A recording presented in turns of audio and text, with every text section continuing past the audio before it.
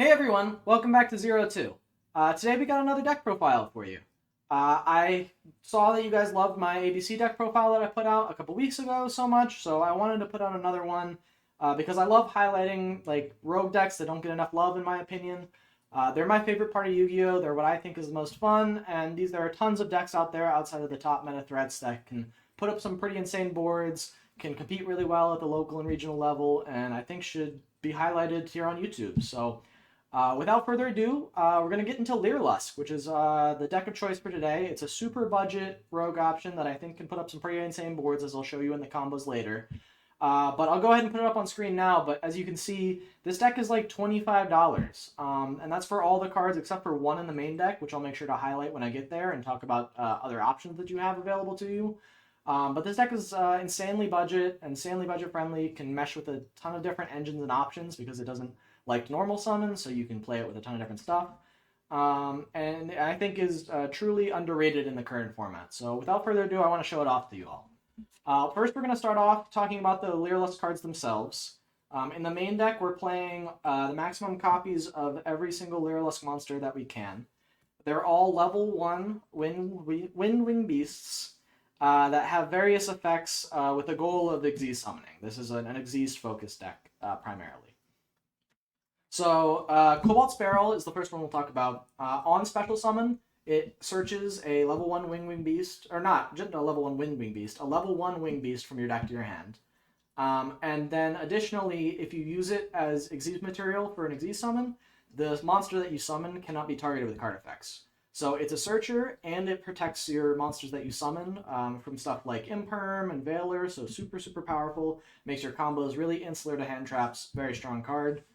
Turquoise Warbler is the next one. If you control no monsters, you can special summon it from your hand for free.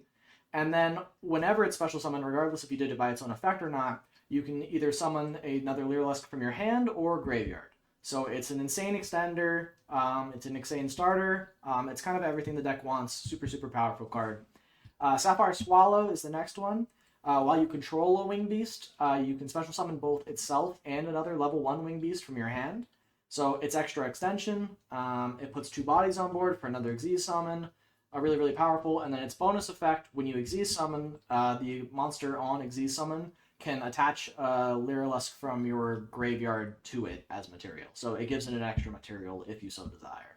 That one doesn't come up all that often, especially when you're going first, but if you're going second and going for the OTK, this can definitely come in clutch. Getting another material on your big boss that's trying to swing in for damage is super important. The next one is Celestine Wagtail. On special summon, it adds a Speller Trap, a Lyrilusc Speller Trap. And then while it's in the graveyard, you can target an Xyz monster you control and attach it to it from the graveyard as material. So this one on summon searches the monsters, this one on summon searches the spell traps. Both super, super strong.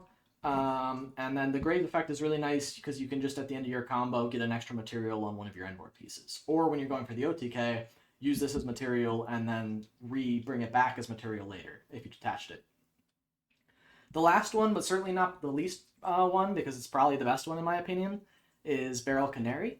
Beryl Canary allows you to, while it's in your hand, target a Lyrilusc monster in your graveyard, and then you special summon both it and the monster that you targeted in the graveyard to the field, so it gets you 2 bodies on board for an Xyz summon. The only caveat is that for the rest of the turn, you're locked into Xyz monsters from the extra deck. Not a super big problem for an Xyz deck, but we do play some Link monsters, so keep that in mind when you're comboing. This thing is typically something you hold till the end. It also just fully combos on by itself without anything else on board, so if you get Nibiru'd, this is a great way to extend through Nibiru. Super strong, and then additionally, it gives an effect to an Xyz monster that you made using it as material, which is your opponent cannot change control of it. So they can't like Snatch Steal it, they can't Talents to take it. It's a niche piece of protection, but definitely comes up in the deck. That's all the Lyrilusc monsters, though. We're going to go ahead and move on to the Lyrilusc spells and traps. There are 2 of them that we're playing in the deck that are important. The first one is Bird Call, and we're playing 3 of it. This is your Rhoda for the deck, so on activation, you get to either take a Lyrilusc and add it to your hand, or send it to the graveyard, so you can still use this under Droll in theory. And then additionally, you can special summon a Lyrilusc from your hand, that has a different name from the one you either added or sent. So it acts as searching, it acts as extension, it's really, really powerful. No reason not to play 3. It's the best card in the deck. You're trying to search it or use it on during most of your combos going first and second. And then the other one we're playing is a one of. It's Lyrilusc Bird Sanctuary. It's a continuous spell. You search it through some of your main combos, especially going second, because it has 2 main effects. The first effect is good for the OTK, where you can take 2 Winged Beast Xyz materials you control, or Xyz monsters you control, sorry, and then attach one to the other as Xyz material. So you get all of the material under the one you attached as well. So it basically just consolidates all your Xyz monsters and their material under one Xyz monster, which is super useful for the OTK. When I show you off the extra deck, you'll understand why this is that good. But additionally, with the Bird Sanctuary, if you were to have a monster on field that has 3 or more Xyz material, you get a draw card, and that's once per turn, but you can do that every turn. Your main combo puts up an Xyz material, or Xyz monster with 3 or more materials, so you'll get a draw if you have this going first. You almost always establish one going second, so you can draw no more board breakers if you need it. It's just a nice bonus effect to have, and one that honestly comes up more often than the first attach effect. But it's just a nice searchable spell trap to have if we already have Bird Call. That's all the Lyrilusc stuff, so let's go into some of the ways we can get either more Winged Beasts or more level 1s into play. First off, we have 3 Swallow's Cowrie. This just allows you to tribute a Winged Beast in either your hand or field, and then add a Winged Beast with the same level from your deck to hand. All the Winged Beasts that we're playing are level 1, so they can all kind of pivot into each other with Swallow's Cowrie. So if you don't open all of the pieces you need for the main combo, but you do open the Swallow's Cowrie, you can swap out the piece that you don't need for the piece that you do need and still do the full combo. It's nice that this is so versatile. We're also on a small Tri-Brigade engine of just 1 Nerval and 1 Fractal. The Nerval is a level 1 Winged Beast.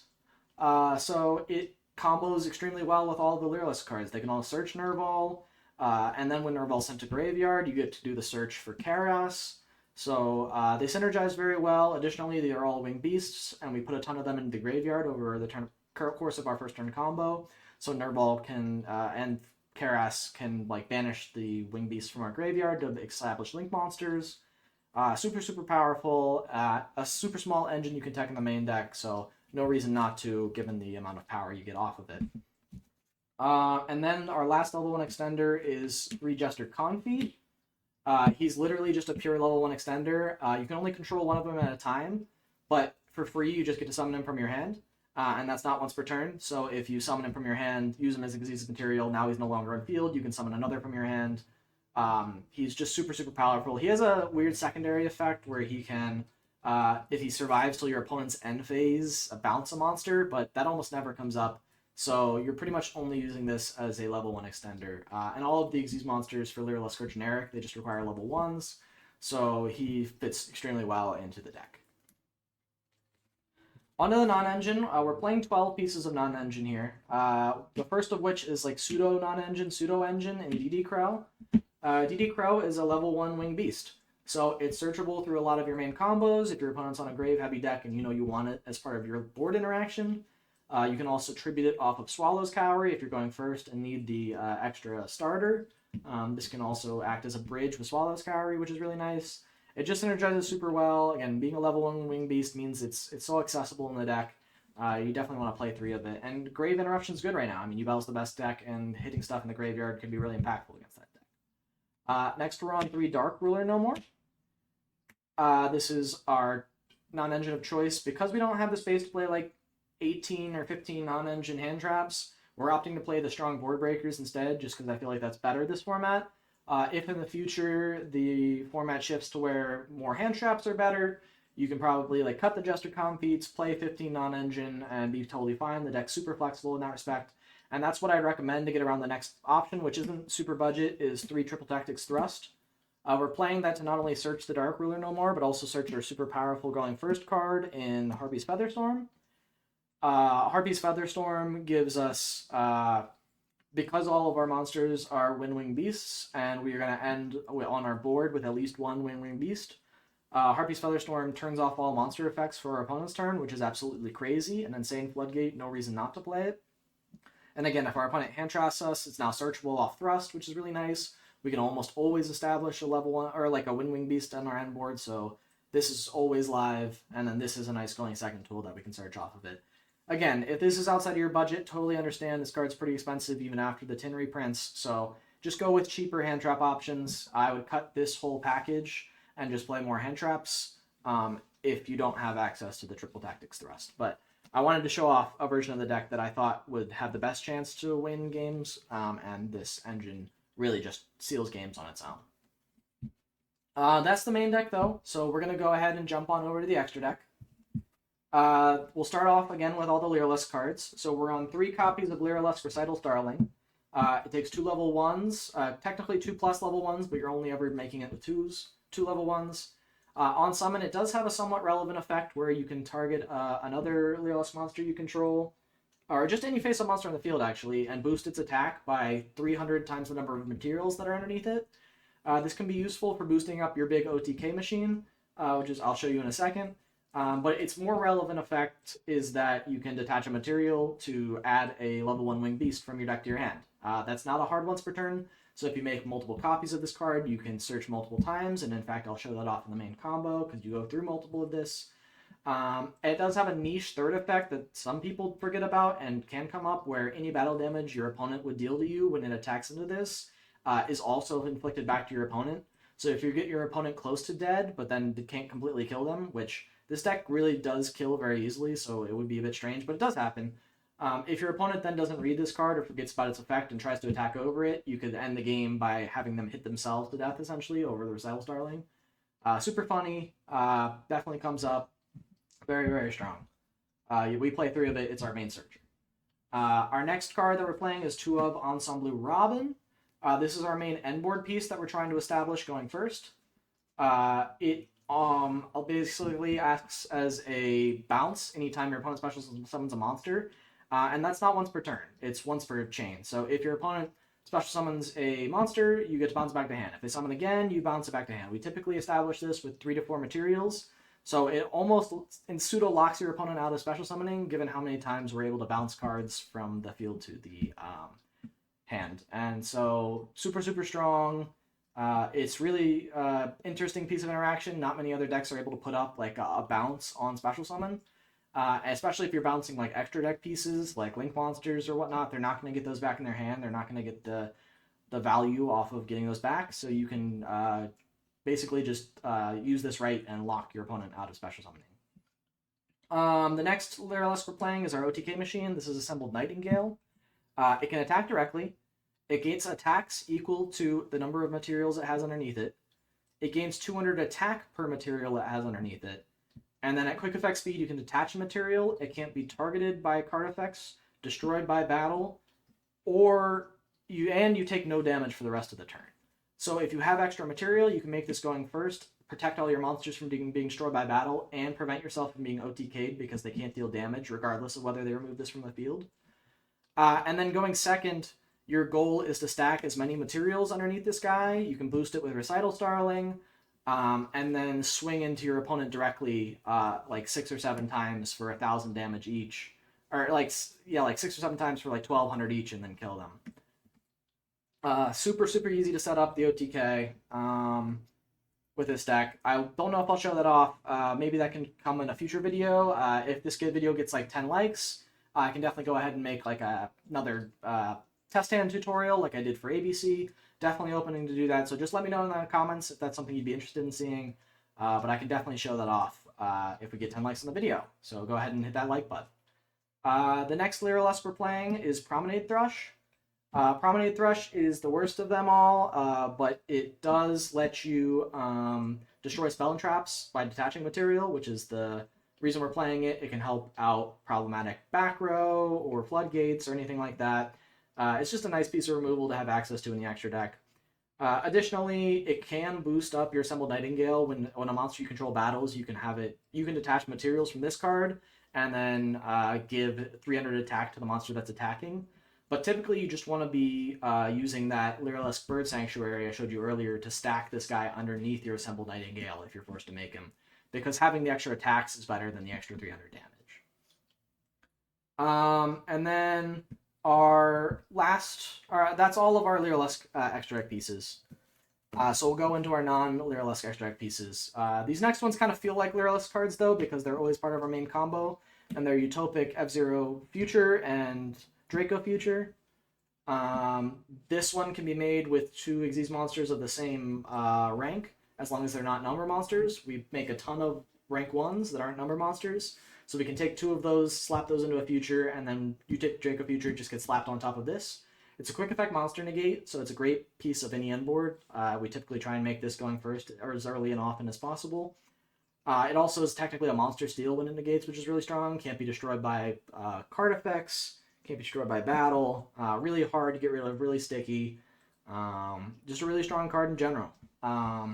Additionally, as another way to make it, and if you were paying attention closely, I only showed you 39 cards in our main deck because the last card I want to show you in our main deck really only makes sense in the concept of the extra deck. That's because we're on 1 Ghost Trick Shot alongside 2 Angel of Mischief and a Duelahan. The idea behind this engine is if you're in a simplified game state and you can only get to 1 rank 1, or maybe you've gone through all of your Recital Starlings and they all got negated, or something like that, something catastrophic happens and you can only get to 2 level 1s to make the Duelahan. You can overlay for the Duelahan, instantly overlay for the Angel of Mischief. The Angel of Mischief can detach a material to add the Ghost Trick Shot from deck to hand. You can then Ghost Trick Shot to revive the Duelahan, and then overlay for another Angel of Mischief. That's now 2 Xyz monsters with the same rank but are not numbers, so that allows you to go into that Utopic Future and then the Draco Future off of just 2 level 1s as opposed to the 4 level 1s worth of material you'd need with any of the Lyrilusc cards. Not that that's difficult, and our main combo does it through the Lyrilusc way, but I think this is a nice option to have, given that we have the extra deck space for it. And it's super budget. All of these cards are pennies, so it's a nice way to get up into the Utopic Draco Future. The last portion of our extra deck is our utility pieces. So that's Zeus. We're on an Xyz deck. Zeus is the best card in the Xyz deck by far. You can attack directly with your Lyrilusc Assembled Nightingale, so even after you Dark Ruler them, even if you can't do damage and OTK them, you can attack directly, make Zeus wipe their whole board because it's still negated because of Dark Ruler. And then we're on 2 Link monsters we can summon off of the Tri-Brigade stuff. That's either Double Dragon Lords, which is our main end board piece that we tend to make, who's a quick effect bounce at the cost of discarding a card. Or if you need extension from the hand, you can summon a Ferrijit, because there are times where you can get the Nerval on board and make the Ferrijit, but you don't have a way to special summon another level 1 from hand. The Ferrijit allows you to extend and make another Xyz monster to keep comboing off if you ever get into that spot. That's the whole extra deck. That's what we're rocking with. It's a 40 card main, 15 card extra.